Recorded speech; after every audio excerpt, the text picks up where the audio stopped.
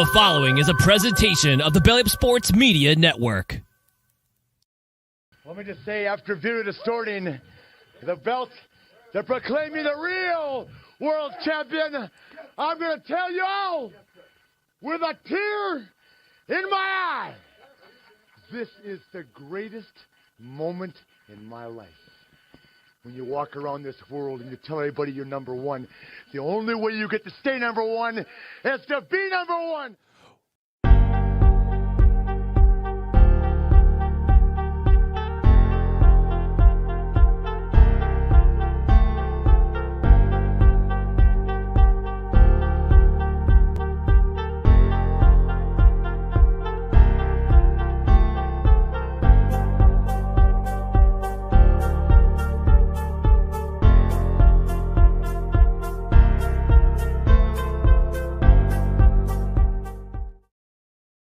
And good evening, everybody. Welcome to another edition of the Captain Lou Extravaganza. We are live here on the Captain Lou Sports Network on YouTube. And of course, as always, we are powered up by Belly Up Sports and the Belly Up Network of Podcast. Glad you could join us here on this November the 8th, 2023. It's been a while, I know. But we're back and better than ever here on the Captain Lou Extravaganza, as we got a lot to talk about tonight. A lot of football. It's going to be dominated mostly by football here tonight. We get the college football rankings that were announced yesterday. Really no changes, but, you know, as we always talk about, it always evens out at the end, and the only question is who is going to be in the top four. The cream usually does rise to the top. Maybe this year we'll have a little bit of controversy with it, but who knows? We're going to talk about that. And, of course, we're going to talk about the sign-stealing fiasco in Ann Arbor. Will Jim Harbaugh be suspended? Are they going to do anything to the players to knock them out of potentially going to the national tournament or the college football playoff should Michigan make it that far? We're going to talk about that at length, and I've got plenty to say about that, as I'm sure you probably are aware of. And we're going to talk about our Detroit Lions, the number one team in the NFC North. We're currently the number 2 seed in the NFC behind the Philadelphia Eagles. We'll talk about the NFL situation right now at the halfway point. Who's in, who's out as far as we think are the best teams in the league and the disappointing teams and whatnot. And we'll talk a little bit about Bobby Knight, as he passed away last week, a legend in the basketball world. And we do have a poll question up on Twitter at Real Captain Lou, or X, or whatever you want to call it. With his passing, who right now really is kind of what's the word I'm looking for? Gosh, I'll have to bring it up real quick, see if I can bring it up on my notifications here. Who in your mind would be a polarizing coach? Is there a polarizing coach in college basketball, like the likes of Bobby Knight?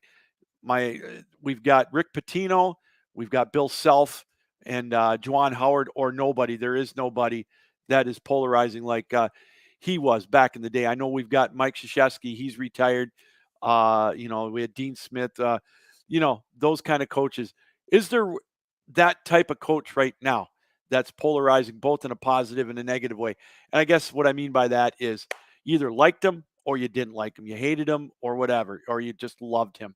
And one of the brightest minds, a basketball savant, was Bobby Knight, but he had his quirks, and he wasn't the most well-liked person in the world, that's for sure. But you can check that poll out on Twitter, on X, and vote for that. It'll be up till tomorrow, and we'll give you our results later on that this week on our website as well. So again, you can follow us on X at The Real Captain Lou. Drop me an email, sweetlou1965@yahoo.com. And also you can follow us on Facebook, the Captain Lou Extravaganza Facebook page, or you can follow us on Lewis Gamlin on my Facebook page, and also on Instagram, Lewis Gamlin. Show brought to you tonight, as always, by SeatGeek. You want to check out your game that you want to go to. You want to maybe sneak into a Lions game on Thanksgiving. Good luck with that. You're going to pay an arm and a leg for that. But any other games, I know you can get into some of the Michigan State games or the Michigan games. Make sure you go to SeatGeek and use the promo code Captain Lou for $20 off your first purchase. That is SeatGeek.com. And make sure you use the promo code Captain Lou for $20 off your first purchase. It's that simple. And also, If you're a coffee drinker like I am, make sure you go to javicoffee.com. It's instant coffee. It's easy to use. You take a couple of teaspoons, and it's not, you don't have the hassle of using the coffee grounds. It's not as messy, and it's quick. If you like it hot or cold, you can use regular, decaf, salted caramel, French vanilla, you name it. They've got the flavors there. javicoffee.com, and use the promo code Captain Lou for 15% off of your purchase. So, again, a lot to talk about here tonight. Let's get started with the college football rankings. It's that fun time of year. Football season, of course, is in full gear, and the college football playoff, the rankings were out yesterday. If you can stomach those that brought it, Reese Davis and Joey Galloway and Greg McElroy, and of course Kirk Herbstreit. They're the hosts of it. They do a pretty good job. It's you can tell where the biases are in there, but that's true with anything. Ohio State, nothing's really changed in the top 6. Ohio State 1, Georgia 2, Michigan 3, Florida State 4. Then you've got Washington and Oregon 5 and 6, and then you got Texas 7. Alabama is 8. Then you've got Ole Miss at 9 and Penn State at 10. So none of those have really changed in the rankings in the top 10, and I didn't think they would. It's one of those things where a lot of times in the polls, you may jump one spot or two, but Ohio State, they won.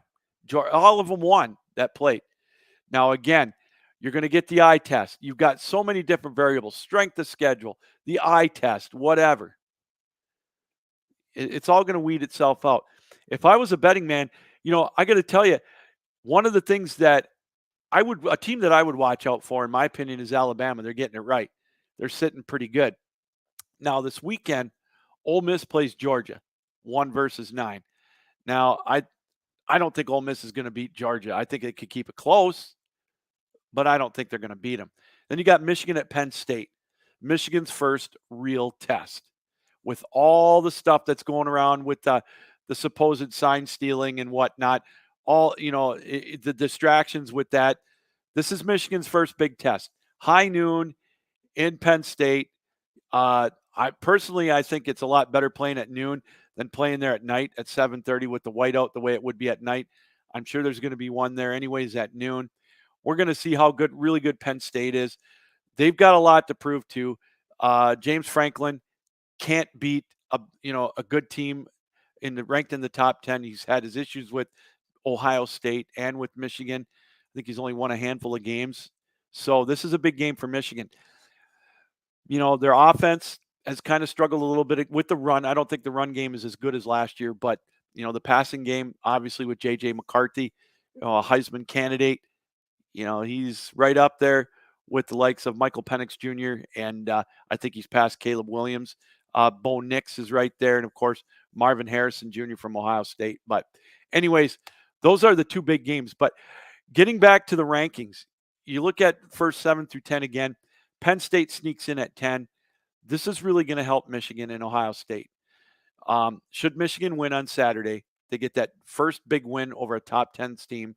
It's going to help solidify their opportunity to go into the college football playoff, or especially that game in 3 weeks against Ohio State, the Saturday after Thanksgiving on the 25th. I believe that's the date of November.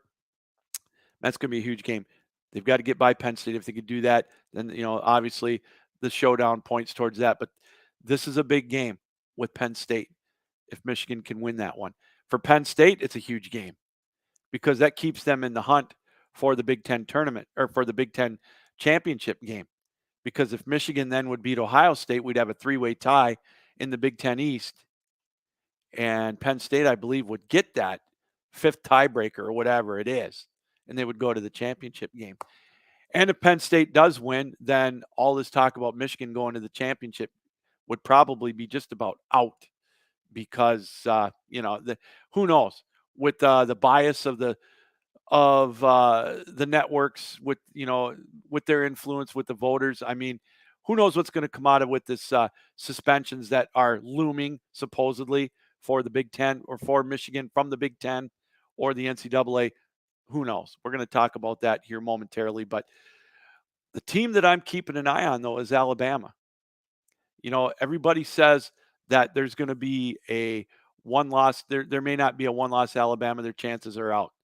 Okay, let's take a look at who's ahead of them. Should they beat Georgia in the championship? Well, they still got to beat Auburn and they still got to win out. I get it. But if they're a one-loss team going into the SEC championship game and beat Georgia, they're going to make a strong case to get in. Now, Washington's undefeated. They're probably going to play Oregon again in the championship game. If they beat them twice, yeah, obviously they'll be undefeated. They'll be ahead of Alabama. But, then you're going to start looking at Florida State. Can they run the table? This is going to be interesting. It really is. Because obviously one of the top three is not going to be undefeated, Michigan or Ohio State. One of them is going to lose. So, but how does Alabama creep in? I have no faith in Texas. I'm sorry, Longhorn fans. I don't have faith in them because I don't trust their quarterback situation. I don't think they can beat Oklahoma again. Who knows? It may not be Oklahoma that they're playing. It might be Oklahoma State. So, in the championship game, but I don't see Texas running the table. And I don't think their resume is as strong as Alabama's. I think it's stronger than Oregon's. The Pac-12, they're getting all the notoriety right now because of the end of the conference, and they've been playing tough against each other. I get all that. But, I just think that, the reputation of the SEC is really going to help Alabama in this one. So, I'm not counting them out. I honestly think that Alabama is going to be there in the end. And if they can beat Georgia, that's going to really muck things up for the college football playoff. The only way I can see two Big Ten teams in is if Georgia runs the table. Because you'll have a two-loss Georgia team or Alabama team. LSU's out. Ole Miss will have two losses. They're out. So you don't have to worry about that. Florida State's going to make an interesting case. I think they're going to, as long as they run the table, I think they're in. So I don't know. It's going to make it fun here towards the end. And that's kind of where I'm looking at it. I still think that, again, I go back to Alabama. They're figuring it out. They're going to be right there in the end, and they're going to make things interesting. And that Nick Saban's going to be there, politicking to get him in. It didn't really work last year, but I think if they go and they beat Georgia, they're going to make a strong case to leapfrog some teams. They're going to leapfrog Oregon. And then if Oregon beats Washington, then what do you do? But I just honestly think if Alabama can beat Georgia in the championship game, I think they got a strong case to get in. And that's where I think you could see two SEC teams and one Big Ten team. So, anyways, again, welcome to the Captain Lou Extravaganza. We're live here on the Captain Lou Sports Network on YouTube, powered up by Belly Up Sports. Again, check out bellyupsports.com for our complete list of the podcasts that we have here on the network. We such great array of podcasts, the 1420 podcast. Redlinsky does a fantastic job. The Corner Bar podcast, our fantasy football podcast on Sunday. They get you ready to go for fantasy football for the Sunday games. I'm telling you, they do a wonderful job. Theater in the Hoops. You got to check that out as well. College basketball at its finest. And, check them out here on the Belly Up Network of podcasts. And also while you're there, check out our website. The articles, our writers are fantastic.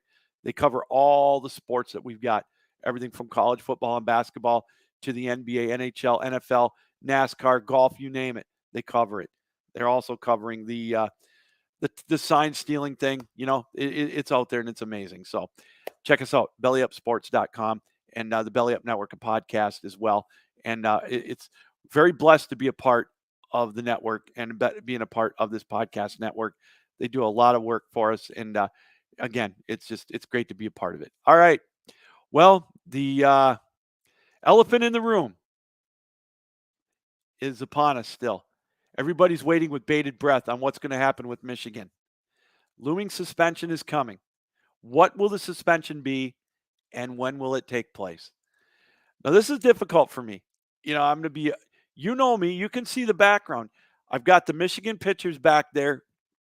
I've got the football right over here. I'm a Jim Harbaugh guy.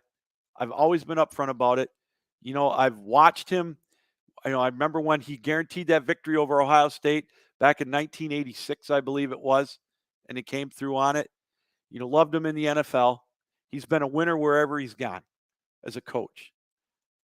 From Stanford to from San Diego to Stanford to the 49ers and then to Michigan. But now everything's clouded. Everything's in doubt. Now you got to take with a grain of salt what some of the people say. This is difficult for me. And it really is. It's hard being a Michigan fan right now, obviously. I wouldn't trade it for anything, but it's difficult. Here's a chance for Michigan to go all the way, win a national championship. They've got one of the best teams in the country, if not the best talent in the country, top to bottom. They're right up there with Georgia. I think they're past Alabama. I think they're deeper than Ohio State, and just a complete team. This brings me back to 1997.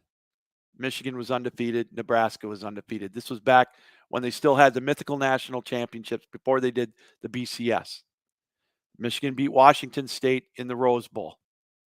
Nebraska won their bowl game. So it came down to the pollsters, the AP, and the coaches poll at the time, which was USA Today or UPI. I think it was USA Today by then. Michigan won the sports writers poll national championship. Came down to the coaches poll, and one coach bent over Michigan, and that coach was Phil Fulmer. You know who I'm talking about. 1997, Charles Woodson won the Heisman over Peyton Manning. Peyton Manning was runner-up. Phil Fulmer, the head coach, had a vote in that coaches poll. He didn't like that. He had a vendetta against Michigan. He voted Michigan fourth. All he had to do was vote Michigan second, not even first. Give Nebraska first, fine. I get it. Michigan and Nebraska were the only two undefeated teams left in the country. All he had to do was vote Michigan second or even third, and they would have been outright national champions. What did he do? He knew how far down he had to vote Michigan so there would be a co-championship and Nebraska would get it, and he voted him fourth. So now everybody says co-champion is not national champion, all because of fat Phil Fulmer and his vendetta because Peyton Manning took second runner-up in the Heisman to Charles Woodson. So now I have had to listen to that for the last, 26 years. Michigan was the best team in the country. It would have been great to see them play Nebraska to fight it out, but they had the votes. They should have been national champions. End of story. No co. They, in my book, are the national champions. I'll even share it with Nebraska, but that's the reason why. So my disdain for Tennessee, and especially for Phil Fulmer, I'm still not over that. And when I hear people say they're co-champions, I always say co is better than no. And you know the fans that I'm talking about. They're about 20 minutes away from me in East Lansing. Well, last I recall, the last national championship Michigan State had in football was 56 years ago, or 57, whatever it was, 1966. And now we got to deal with this sign stealing, the sign stealing saga at Michigan. Now, those that know me, and I've said this since day one, if Jim Harbaugh is guilty, then suspend him. Do the right thing. I get it. I'm not about cheating. But, what really gets me is, I watch all this, and it is so ironic about what's happening here in the way that it's been presented.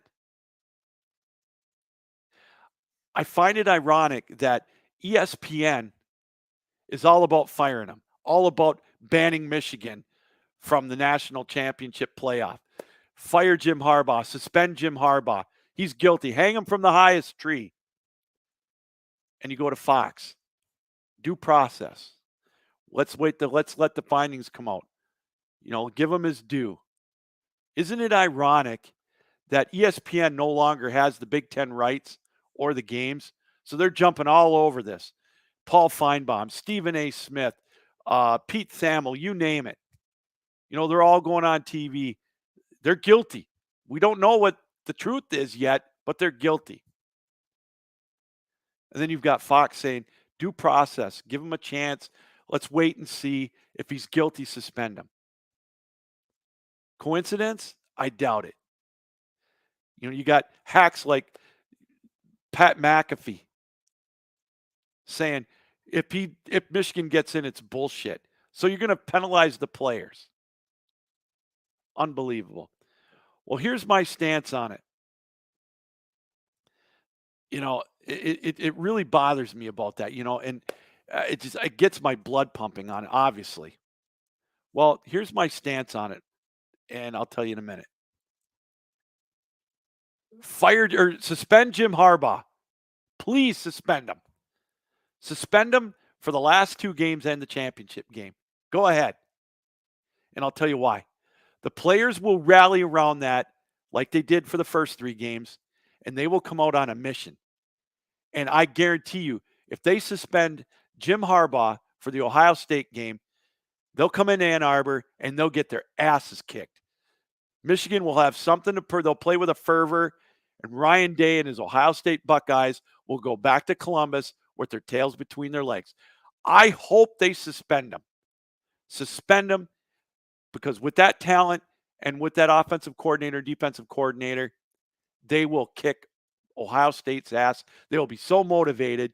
And then I can't wait for the day after to hear all the ESPN pundits whine and complain. And then they'll say, hey, Ohio State couldn't beat Michigan, and Michigan didn't even have their head coach. Who's Ryan Day going to blame then? So please suspend Jim Harbaugh for the rest of the regular season.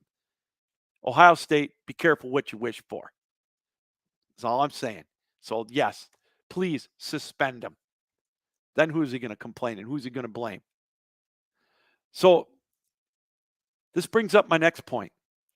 And I know 2 wrongs don't make a right, but I hear all this sportsmanship talk about breaking sportsmanship rules and this and that and the other.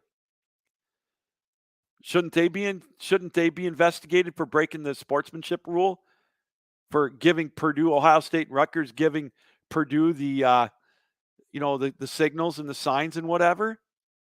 Where's the investigation for that? How deep is ESPN looking into that? They're not. It's funny. How ironic is that? So, and again, 2 wrongs don't make a right. And I'm not taking anything away from Harbaugh. If he is guilty, everybody say he should have known. Should have known does not make you guilty. They should have known about Bill Self, should have known about all his kids getting paid. He never got anything for it. What about Roy Williams? He should have known that his players weren't going to class and they had bogus exams and bogus grades. They were academic frauds for years. No penalties. Slap on the wrist, brush under the rug. It's because the AD, the coaches don't like Jim Harbaugh. ESPN doesn't like Jim Harbaugh. There's no doubt about it. It just drives me crazy. Tony Petitti, the new AD, the new commissioner of the Big Ten. He comes out and he has a meeting with the coaches and the ADs. Well, what the hell do they expect? They're all going to want to get him out. They want him suspended. They don't like him. Ryan Day doesn't like them because Michigan kicked their ass. What else are the ADs going to say? And then you got Alan Haller from Michigan State coming on there and calling it a hypocrisy because of what happened with the tunnel incident. Well, I got news for you. Alan Haller, the only reason he's coming out and doing that, he's got one foot on the banana peel because he knows how he handled the Mel Tucker thing has been an abject disaster. And Michigan State's a shit show right now with the Board of Trustees, the way they handled Mel Tucker and his Brenda Tracy thing. They don't even have a president. And he's trying out there to save face. And, oh, yeah, the way they handled the situation with the tunnel incident, where was Alan Haller last year trying to back Mel Tucker and his players? He was silent as all get out. He did not back Tucker at all. Not once. So for Alan Haller to come out and call it a hypocrisy, he's the hypocrite right there.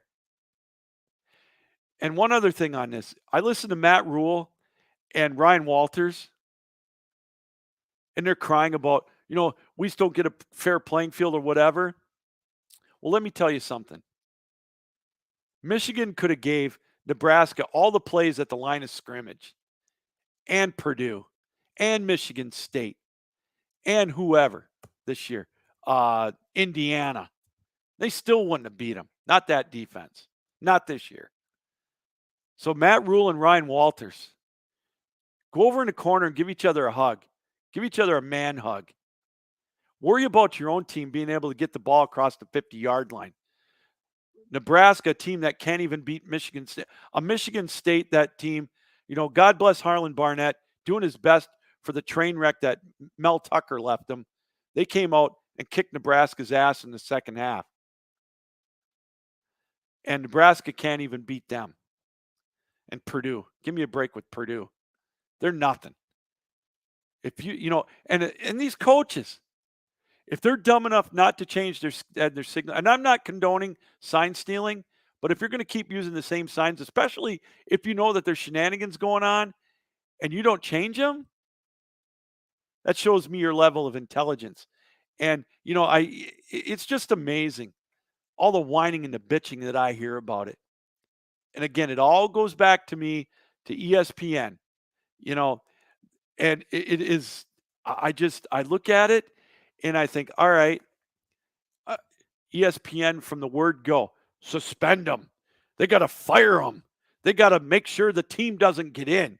The players don't deserve it. They cheated. The players didn't cheat. And ESPN, they've got the line pits dug. They've got the noose on the tree. They're ready to go already. And you got Fox sitting over there saying, you know what, due process. That's what cracks me up. Both sides like that. ESPN, always ready. Paul Feinbaum's had a thing for Jim Harbaugh for 10 years because Jim Harbaugh is not in the SEC and he won't kiss Paul Feinbaum's ass. Pat McAfee, he's looking for clicks. He's an idiot. Stephen A. Smith knows nothing about college football. Stick to basketball. And it's a shame because they've got the outlets. They're on ESPN right now. And the other thing that bothers me about all this is J.J. McCarthy's Heisman campaign. He isn't going to win the Heisman. And this is going to have something to do with it. And it's an absolute shame. It's a joke. I'm not taking anything away from Bo Nix or Michael Penix. I still think Michael Penix Jr. is going to win the Heisman, and he does deserve it. But if J.J. McCarthy did have a chance, let's say they run the table, and he has just an amazing game against Ohio State and Penn State and Maryland. He throws for over 300 yards in each of the games or whatever. There's going to be those voters out there that are so anti-Big Ten and so anti-Jim Harbaugh that they're going to say that he cheated too. And that's a goddamn disgrace if he did. And it's going to be out there. That's the flaw with this Heisman. And if Caleb Williams, if they were winning right now, you would have voters that wouldn't vote him in because they don't want the same person to win twice. But you can't sit there and tell me that voters are not going to be swayed because J.J. McCarthy is playing at Michigan. If he was on any other team right now, I guarantee you he would be in there. He would be not really. He was the odds-on favorite to win, but he'd be right up there still with Michael Penix. But now with this, he's not. So again, I go back. Yeah, do me a favor. Suspend Jim Harbaugh tomorrow. Suspend him for the last 3 games. I'm begging you to, because all that's going to do is galvanize Michigan and their players even more. It's going to make them want to kick Ohio State's ass. And I guarantee you, if they do it, Ohio State's going to come into Ann Arbor on the 25th or whatever that Saturday is. And Michigan is going to be so fired up. They're going to kick Ohio State's ass, and Ryan Day is going to go back to Columbus with the rest of the Buckeyes with his tail between his legs.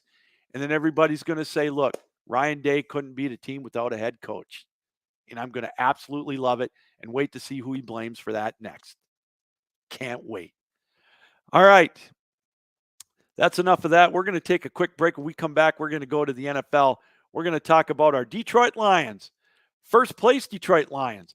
Can they keep it up? You're watching the Captain Lou Extravaganza. It's live here on the Captain Lou Sports Network on YouTube, Facebook, and Twitter. We'll be right back. Don't go anywhere.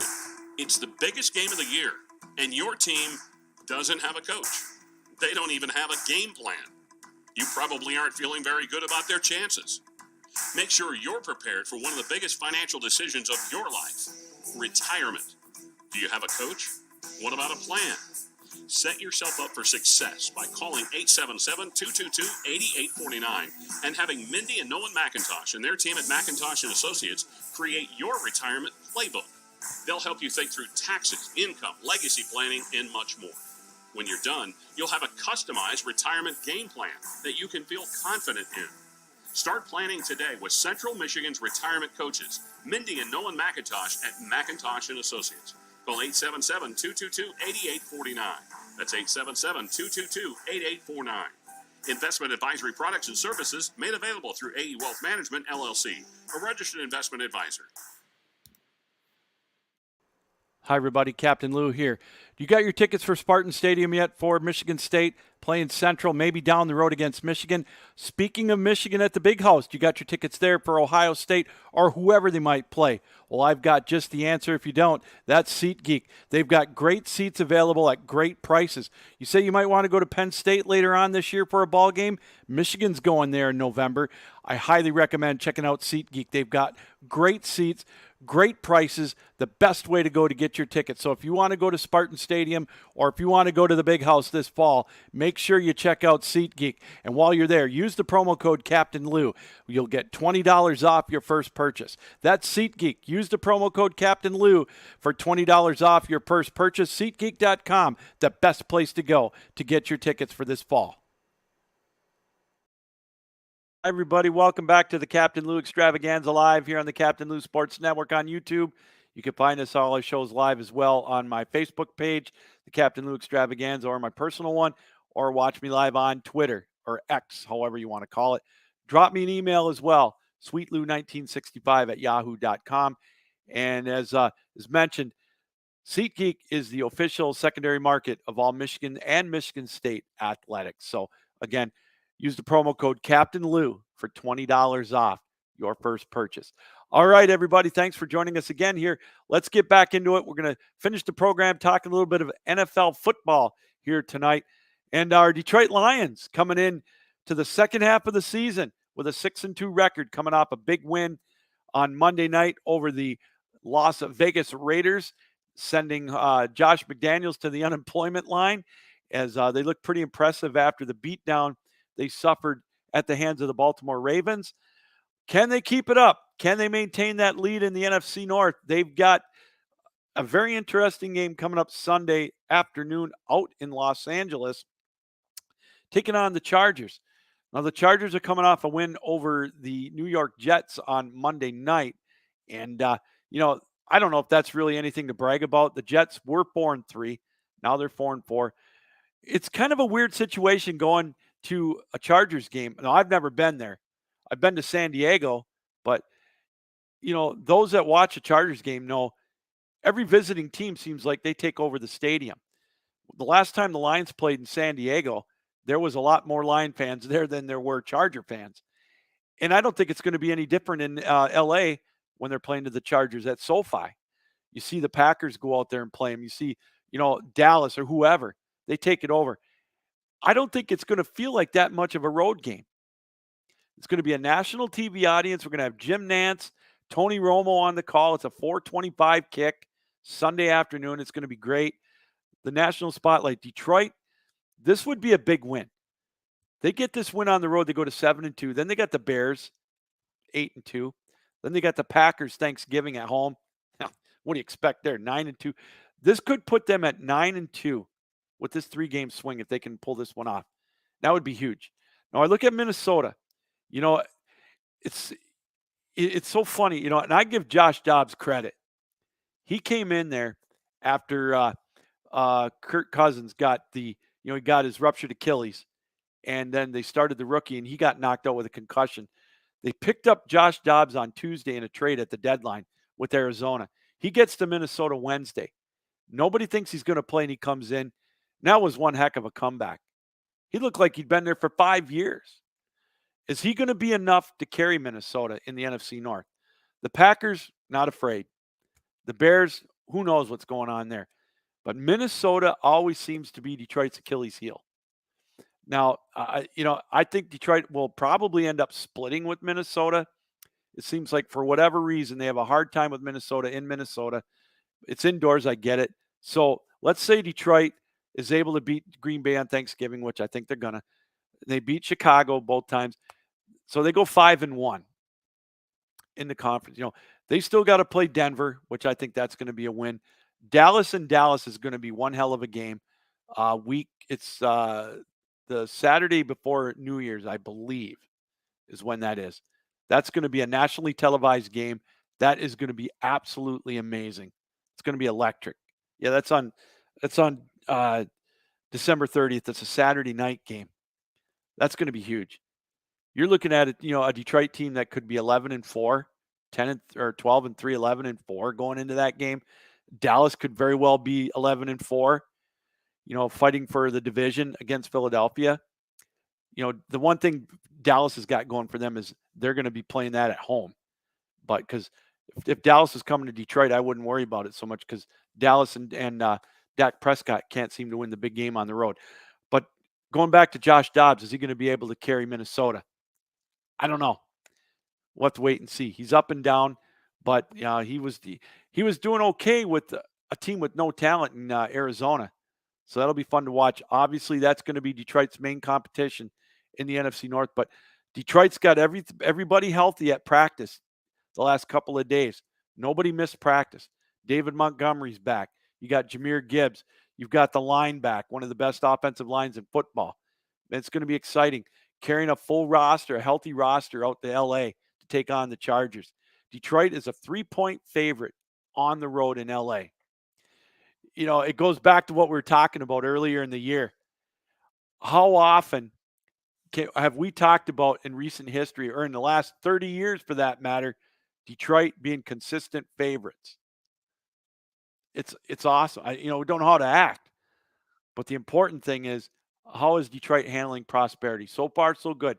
6-2. If you'd have told me at the beginning of the year, Lou, the captain, 6-2 at the break, would you take it? And I'd say, hell yeah. So now they got to build on it. They got to keep it going. They got to learn how to win, or keep learning how to win. The division is theirs for the taking. They got a 2-game lead in the loss column on Minnesota, and that's huge. They got to keep it up. They got Minnesota twice in the last 3 weeks of the regular season, which is really weird how the scheduling quirk worked there. So we'll see. Detroit's looking for the first division championship in 30 years. They've got that opportunity. And as crazy as it sounds, you don't know what the quarterback situation is going to be like in San Francisco. What is Brock Purdy? Is he coming back to earth? They're probably going to win that division. Them are saying, that loss by Seattle last week was huge for Detroit too, because they hold a tiebreaker over Detroit should both of those teams win. I guess where I'm getting at with this is if Detroit can maintain the number 2 seed in the NFC, they would get 2 home games in the playoffs if they don't get, obviously, the overall seed, which I don't think anybody's going to unseat Philadelphia. I mean, they're banged up, but they're 8-1. I just don't see anybody overtaking them. But if Detroit's the 2 seed, they got to play the first weekend. They win, they get another home game. And so there you go. And then once you get into the second round, Philadelphia stumbles, 88 and out the gate. Detroit would get another home game. So these games are huge. That's why I'm saying Detroit's got to somehow muster up and keep that number 2 seed so they can potentially get 2 home playoff games. And again, this is insane. Being a Lion fan, talking about the Lions on and talking about how many playoff games they can get. Man, it is incredible. You look at the standings, and like I said, they're the number 2 seed right now. I look at who the best teams are in the NFL. In the NFC, it's obviously Philadelphia at 8-1. Then, again, Detroit 6-2. San Francisco, most people think they're still better than Detroit. Maybe so, but they're 5-3. So that's where I'm going to leave it at that. New Orleans leading their division at 5-4. But to me, without question, the number 1 team in the NFL right now has got to be the Baltimore Ravens. Now, again, we saw what they did to Detroit at home. They just took Detroit out to the woodshed, 38-6. Everybody thought, oh my God, Detroit's a fraud. Detroit's not doing this. They're not doing that. Did you see what they did to Seattle last weekend?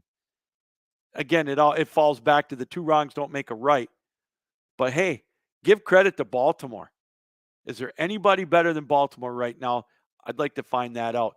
They're getting their weapons. They got the rookie running back coming in, Mitchell, 137 yards. Absolutely incredible. They manhandled Seattle. They punked them just like they did Detroit. 7-2. They don't have the best overall record as Philadelphia, but if they played on Sunday, I'd take the Ravens because I think they got better weapons, especially on the offensive side of the ball, as crazy as it sounds. I just think right now, Lamar Jackson is playing better than Jalen Hurts, and that's the key. And I think they got a better defense. It was brought up, and I thought about this. Dallas was able to do this. If your offensive line gets any kind of decent play, you can throw the ball on Philadelphia. And I think Detroit could do that. Obviously, they couldn't do it against Baltimore, and Baltimore had a field day against Detroit's defense. I think Baltimore could do that to Philadelphia all day long. So Baltimore, to me, is the number 1 team in the league. You look at, we talk about some of the other teams. Can Dallas win any meaningful games on the road? Obviously, they haven't proven it yet. What about Miami?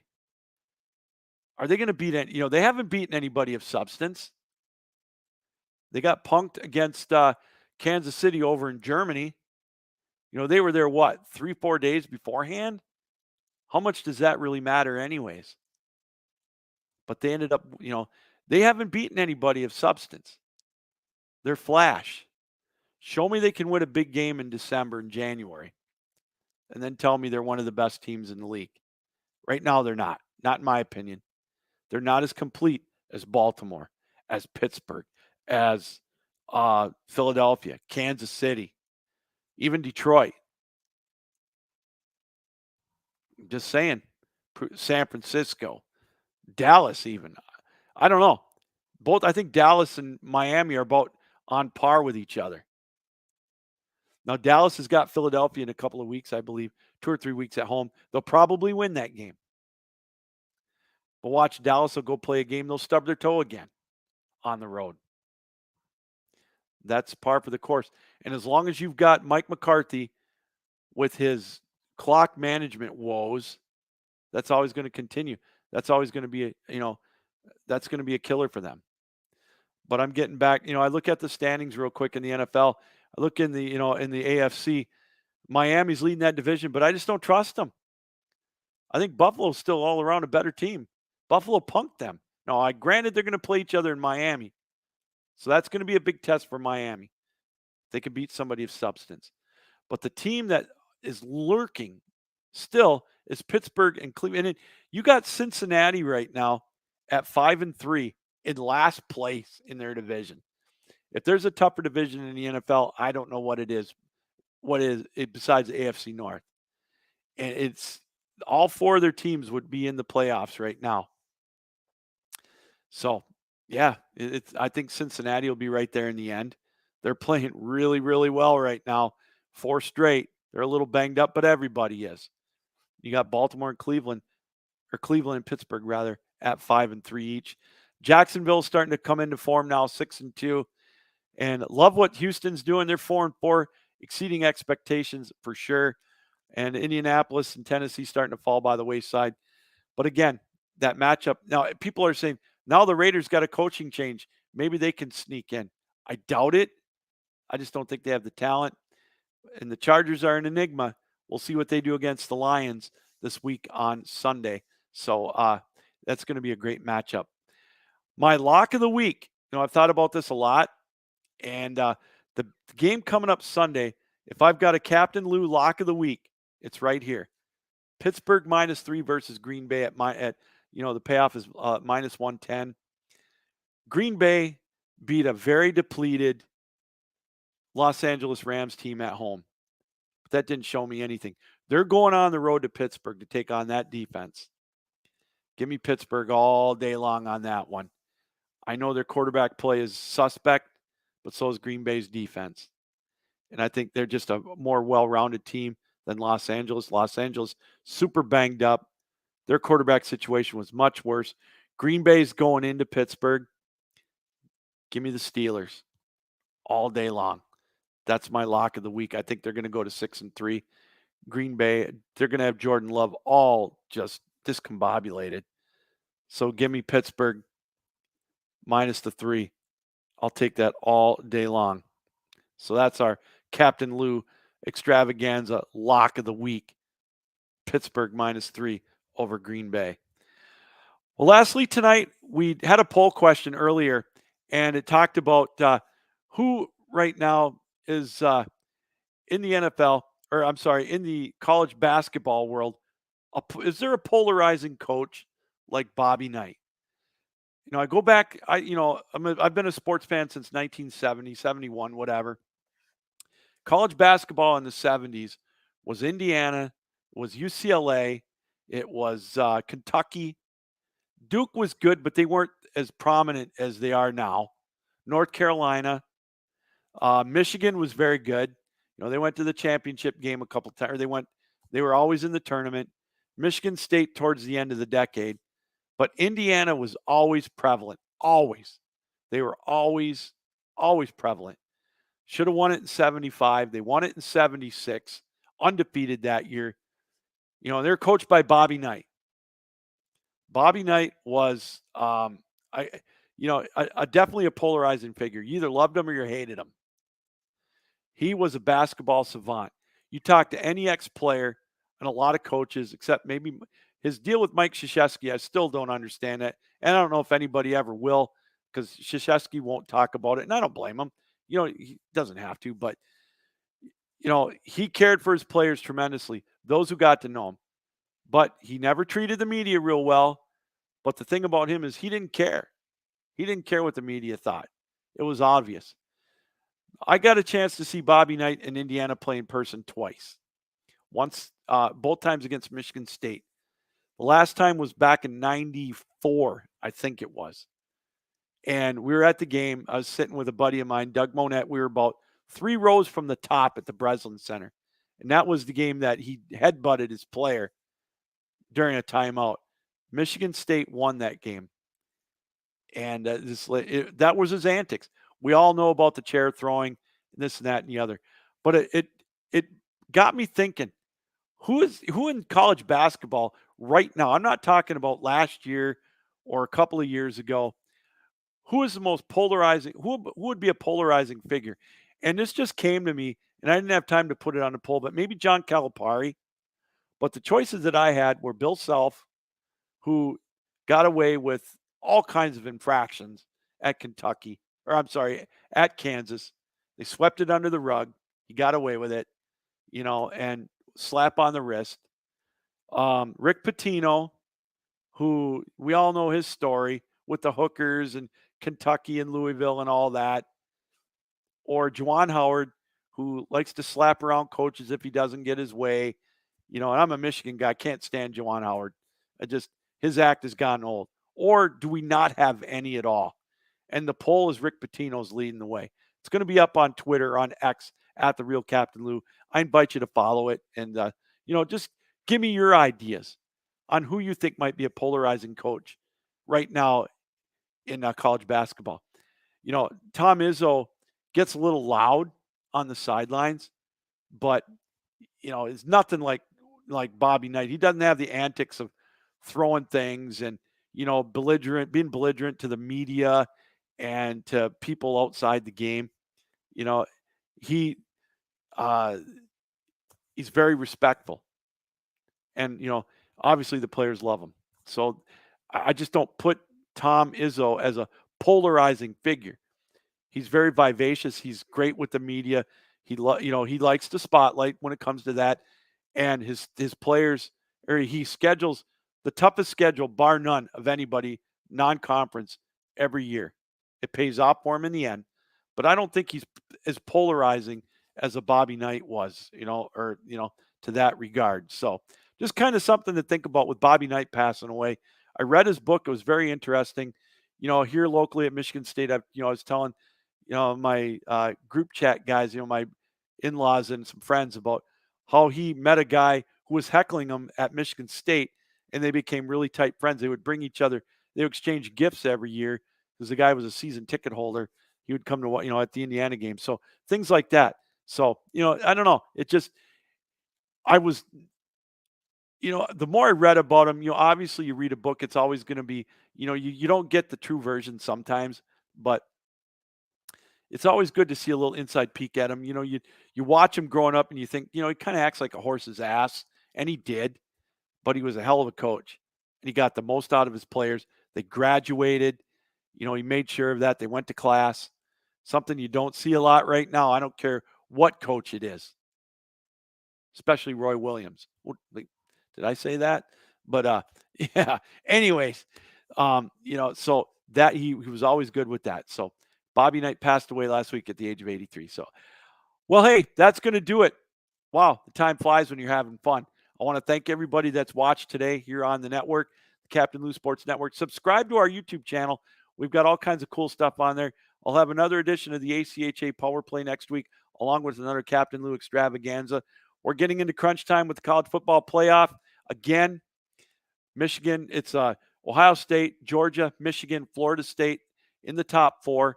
And you've got Washington at 5, Oregon 6, Texas 7, Alabama 8, Ole Miss 9, and Penn State 10.